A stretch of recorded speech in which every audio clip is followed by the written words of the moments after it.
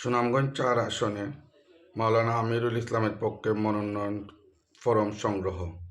আসন্ন ত্রয়োদশ জাতীয় সংসদ নির্বাচনে সুনামগঞ্জ ৪ আসনে সুনামগঞ্জ সদর বিশম্বরপুর আসনে খেলাফত মজলিস মনোনীত দেওয়ালগড়ি প্রতীকের প্রার্থী মাওলানা আমিরুল ইসলামের পক্ষে আজ ২২ ডিসেম্বর সোমবার দুপুরে সুনামগঞ্জ জেলা রিটার্নিং কর্মকর্তা ও জেলা প্রশাসকের কার্যালয় থেকে মনোনয়ন ফরম সংগ্রহ করা হয়।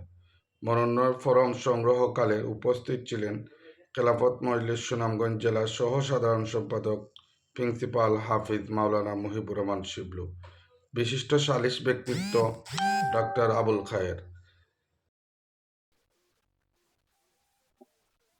আলহামদুলিল্লাহ, আমরা খেলাফত মজলিস দেওয়ালগড়ি মার্কার পক্ষ থেকে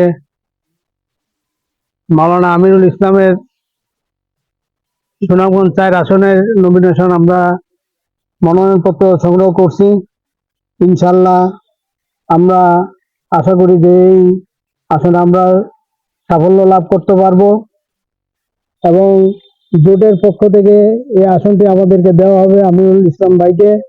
ইনশাল্লাহ আমিরুল ইসলাম ভাইয়ের পক্ষ থেকে জোট থেকে যদি না হয়, দলীয় সিদ্ধান্তে আমাদের কেন্দ্রীয় সংগঠন যে সিদ্ধান্ত নেবেন সেই সিদ্ধান্তে আমরা অটল থেকে ইনশাল্লাহ আমিরুল ভাইয়ের জন্য খেলাফত মজলিস দেওয়ালগড়ি মার্কাকে বিজয় করার জন্য আমরা কাজ করে যাবো ইনশাল্লাহ।